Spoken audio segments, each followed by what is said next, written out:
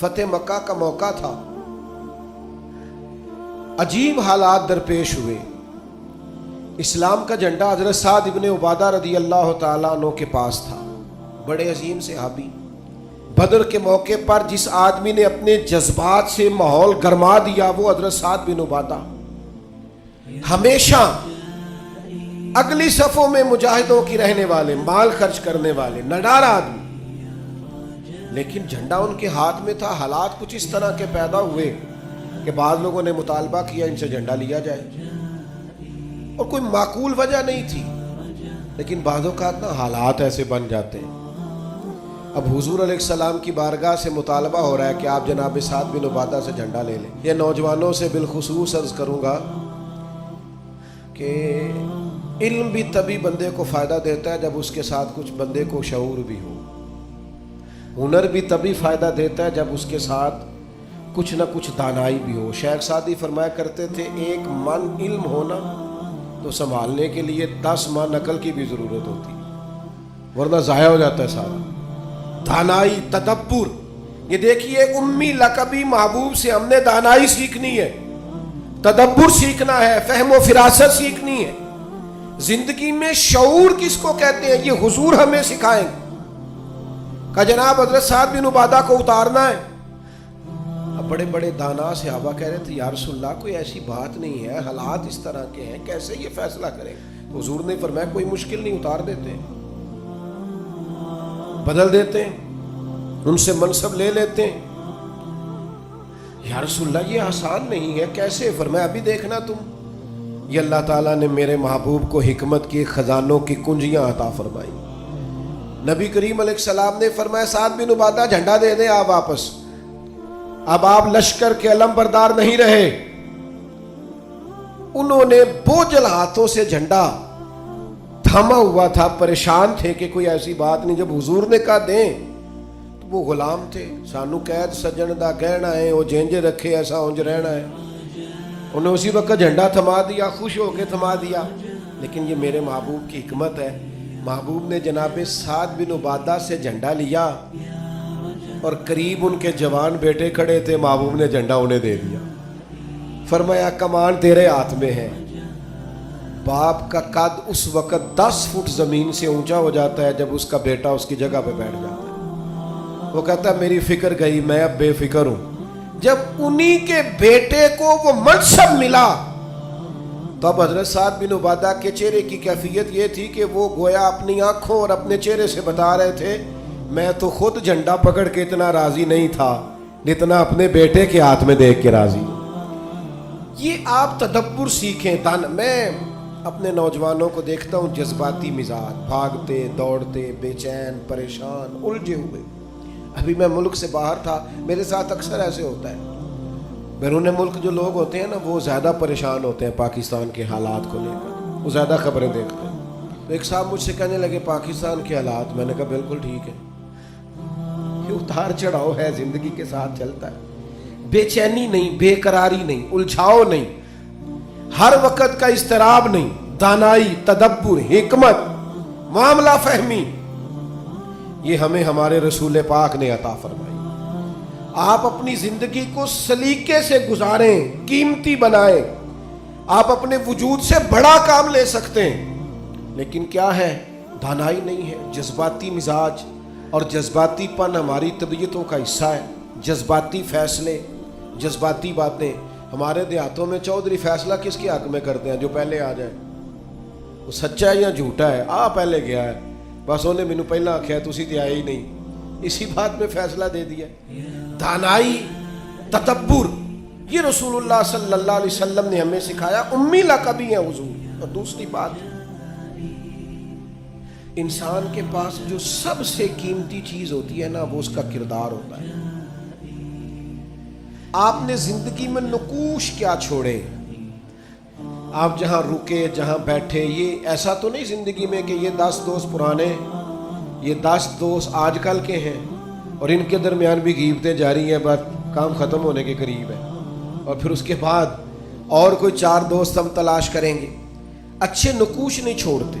کتنی خوشیوں سے رشتے طے پاتے ہیں، لیکن وہ تھوڑا وقت نہیں گزرتا تو ساری سوچیں، سارے نظریات گدلے اور میلے کچیلے ہونے لگ جاتے ہیں، وہ ساری محبتوں کو زنگ لگنے لگ جاتا ہے۔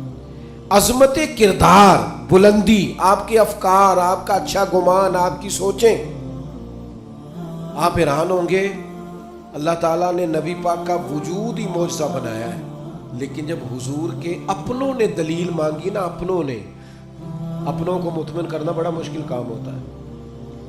قریبیوں نے دلیل مانگی، قریش مکہ نے کہ آپ نبی ہیں تو دلیل دیں، نبی پاک علیہ السلام نے اپنے اپنوں کو معجزہ نہیں دکھایا، بلکہ قرآن مجید فرماتا ہے کہ محبوب نے کہا فقد لبثت فیکم عمرا من قبلہ افلا تعقلون،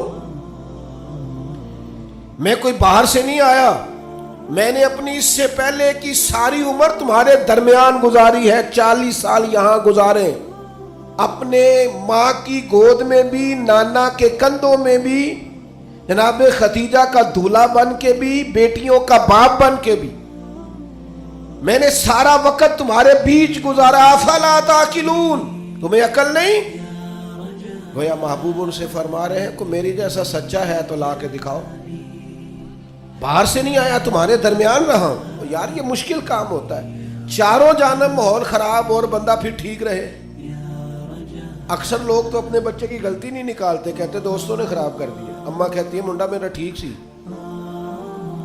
دوستوں نے خراب کرتا ہے۔ میں نے کہا چلیں اچھی طرح سے سوچ لیں، ہو سکتا ہے دوست ٹھیک ہو، آپ کے بچے نے سارا ماحول گڑبڑ کر دیا ہو۔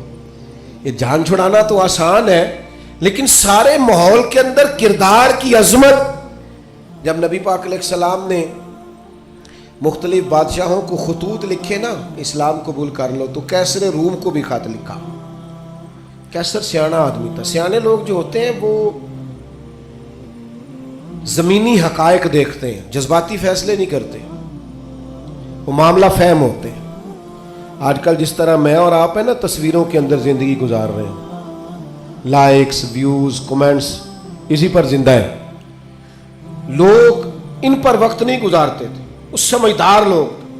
کیسر روم کے پاس میرے محبوب کا خط گیا، اس نے فوراً نہیں فیصلہ کیا، کہنے لگا کوئی، ورنہ بہت سارے ایسے بدبخت بھی تھے معاذ اللہ جنہوں نے حملے کی تیاری شروع کر دی، ہمیں خط لکھا ہے اسلام قبول کرو ہم حملہ کریں گے، لیکن یہ سیانا آدمی تھا۔ اس نے لوگوں سے کہا یہاں اگر کوئی سردار آیا ہوا ہو نا، مکے کا تجارت کی غرض سے سردار آیا کرتے، کوئی سردار آیا ہوا ہو تو میری ملاقات کراؤ۔ جناب ابو سفیان ابھی مسلمان نہیں ہوئے تھے، اور ہر جنگ میں قریش مکہ کی لیڈ وہ کرتے تھے، وہ ان دنوں وہاں گئے ہوئے تھے، تجارت کی غرض سے بلا لیا۔ اب کیسر نے سامنے کھڑا کیا، بخاری شریف سے لے کر کتب سیرت میں تمام جگہ کتب احادیث میں آپ کو الفاظ کے اختلاف کے ساتھ لیکن مفہوم ایک ہی یہ روایت ملے گی۔ کیسر نے سوال کرنے شروع کیے جناب ابو سفیان سے، پہلے پوچھا آپ کون ہے؟ کہا میں سردار ہوں۔ کوئی رشتہ؟ کہنے لگے جس محبوب نے آپ کو خط لکھا ہے میں رشتے میں چچا ہوتا ہوں۔ کہنے لگے بتائیے اس محبوب نے دعویٰ نبوت کیا ہے، ان کے خاندان میں ماضی قریب میں کسی اور نے بھی کیا ہے؟ کہا نہیں۔ کہا کوئی بادشاہ گزرا ہو ان کے خاندان میں قریب کا؟ کوئی نہیں۔ کہا یہ بتائیے ان کے ماننے والے امیر ہیں کہ غریب؟ تو ابو سفیان کہنے لگا ماڑے ماڑے بندے، ماڑے ماڑے بندے۔ میں آپ مجھ سے ناراض نہ ہوئیے گا، لیکن محفل میلاد میں بھی ماڑے ماڑے بندے آتے ہیں، سیاسی سماجی لوگ بھی آتے ہیں کسی سے ادھاری ٹوپی لے کے، ان کا خیال ہوتا ہے چلو میلاد کی محفل کی بھی قیادت جلدی سے ہم لے لیں، جلوس بھی جلدی سے قبضہ کر لیں، کل کو ان لوگوں کے پاس بھی جانا ہے الیکشن کے دنوں میں۔ لیکن غریب لوگ، پر ہمارا حال یہ ہوتا ہے کہ جس کو 35 سال ہو گئے فجر کی اذان پڑھتے، وہ بیچارہ میلاد کی محفل کی بھی صدارت نہیں کر سکتا۔ وہاں بھی جن کے ہاتھوں میں نوٹوں کی دتیاں اچھی ہوں ان کی سیٹیں اگلی ہوتی ہیں۔ یہ ذوق ٹھیک نہیں، یہ اس محفل کے وقار کے حق میں نہیں۔ یہ بات یہ بڑی بلند و بالا محفل ہے، اس کا معیار اور ہونا چاہیے۔ پوچھا سردار نے ابو سفیان بتائیے ماننے والے کون ہیں؟ کہ غریب۔ فرمایا یہ بتاؤ تمہاری کبھی ان سے جنگ بھی ہوئی ہے؟ کہا ہوئی ہے۔ کہا نتیجہ کیا نکلا؟ کہا کبھی ہم فتح یاب ہوئے کبھی وہ۔ کہنے لگا اچھا یہ بتائیں ان کے ماننے والے گھٹ رہے ہیں بڑھ رہے ہیں؟ ابو سفیان کہنے لگا جی بڑھ تو روز بروز رہے ہیں اور نتیجہ خیز ہو رہی ہے دعوت۔ اس نے کہا اچھا یہ بتائیں جنہوں نے دعوی نبوت کیا ہے کیا کبھی انہوں نے جھوٹ بھی بولا ہے؟ ابو سفیان کہتے ہیں کہ میں ایک منٹ کے لیے سوچ میں مخالف تھا نا، مخالف رائے دے رہا تھا، لیکن میرے دل کے اندر سے آواز آئی معاذ اللہ میں انہیں جادوگر کہوں، شاعر کہوں، شاعر کہوں تو شاید کوئی شخص میری بات پر توجہ دے، پر نبی پاک نے جھوٹ بولا یہ تو مانے گا ہی کوئی نہیں۔ کہتے ہیں میں نے کہا بات بالکل سچی کرنی ہے۔ وہ میرے سامنے پیدا ہوئے، سامنے جوان ہوئے، سامنے ان کے بال سفید ہوئے، پر اس محبوب کی زبان سے جو بھی نکلتا ہے حق اور سچ ہی نکلتا ہے۔ میں کیسے آپ کو یہ بات عرض کروں کہ بغیر وجہ کے لوگ جھوٹ بولتے ہیں، ان کا کوئی فائدہ نہیں، کوئی دنیاوی نفع بھی نہیں، جان بوجھ کے ڈینگے مارتے ہیں، بڑکیں، کوئی لینا دینا ہی نہیں، بلا وجہ جھوٹ۔ یہ انسان کے کردار کو داغدار کر دیتا ہے۔ دنیا کے کسی بڑے تاجر پر ہاتھ رکھیے، بڑے سے بڑے بزنس مین پر، اس سے پوچھئے کہ تمہاری بزنس میں کامیابی کی وجہ کیا بنی؟ انویسٹمنٹ زیادہ کی تھی، پڑھے لکھے زیادہ تھے؟ تو آپ کو ہر بزنس مین کہے گا صرف اللہ نے میرا مارکیٹ میں اعتبار بنا دیا تھا۔ جس کا اعتبار مارکیٹ میں اچھا ہوتا ہے لوگ کہتے ہیں بندہ ٹھیک ہے، سچ بولتا ہے، اس کا کاروبار چلتا ہے۔ کبھی جھوٹ اور بددیانتی اور فریب سے بھی قومیں آگے بڑھی۔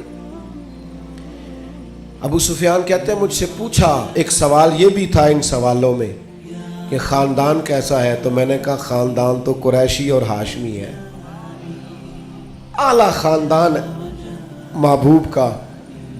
تو کہتے ہیں میں نے کہا بادشاہ کو نتیجہ ہی دے، اتنے تو نے سوال کیے۔ تو کہنے لگا نتیجہ تو نکل آیا ہے۔ تم نے کہا ماننے والے غریب لوگ ہیں، تو نبیوں پر ہمیشہ پہلے غریب لوگ ہی مان لاتے ہیں۔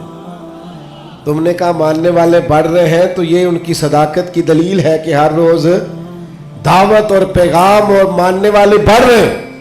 تم نے کہا وہ اعلیٰ نسب ہے، تو نبی اللہ ہمیشہ اونچے خاندانوں میں بھیجا کرتا ہے۔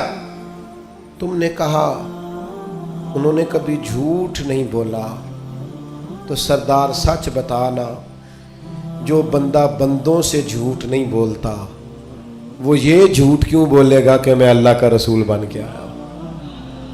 نتیجہ تو نکل آیا۔ اسیر دشمن کی چاہ میں بھی، مخالفوں کی نگاہ میں بھی وہ امی ہے، صادق ہے، معتبر ہے، میرا پیغمبر عظیم تر ہے۔ کردار کی جو عظمت ہے نا، کردار کی، یار آپ کی اور میری زندگی کچھ اصول تو ہونے چاہیے، کچھ قاعدے، کچھ ضابطے، جدھر کی ہوا ہوئی ادھر کے ہو گئے۔ آج کل یہ نیا والا فیشن ہے لہذا یہ اپنا لو۔ بھئی ہم کوئی ہوا کے دوش پہ ہیں، کوئی لاوارث ہیں، اپنی کوئی تہذیب نہیں، تمدن نہیں، مزاج نہیں، طبیعت نہیں، یعنی جس طرح کا ماحول ہے اس طرح کے بن جاؤ۔ کردار میں کچھ قاعدے زندگی میں بنانے چاہیے، کچھ اصول وضع کرنے چاہیے، کچھ چیزیں طے کرنی چاہیے کہ مجھے ان حدود سے آگے نہیں بڑھنا۔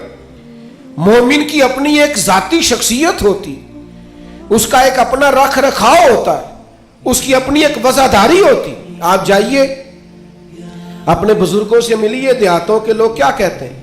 وہ کہتے ہیں بس بھائی میں دوستوں کے ساتھ آتا جاتا تھا، گھومتا پھرتا تھا، اب یہ کام نہیں کرنا، اب میرے بیٹے کو میرا جوتا پورا آنے لگ گیا ہے، اب مجھے وفادار ہونا ہے۔ میں کیسے اپنی ملت کے نوجوانوں کو سمجھاؤں کہ تم گھٹنوں تک اگر اپنا لباس آدھا کر لے تو پتہ نہیں تیری کتنی کوئی گرمی کم ہو جاتی ہے اور کس قدر زیادہ آسودگی اور آسانی محسوس کرتے ہو۔ حالانکہ گھر میں بہنیں ہیں، بیٹیاں ہیں، ماں ہیں۔